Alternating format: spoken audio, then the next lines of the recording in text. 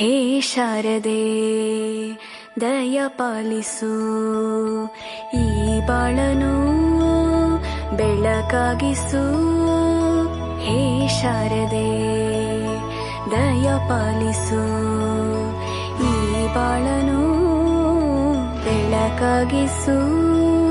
ನಾಳೆಗಳ ದಾರಿಯಲೇ ನಂಬಿಕೆಯ ನೆಲೆಯಾಗಿರಿಸು, ಮುನ್ನಡೆಸು. ಕೈ ಹಿಡಿದು ನಾವಾಡೋ ಪದ ಪದದಲ್ಲೂ ಸಂಚರಿಸು.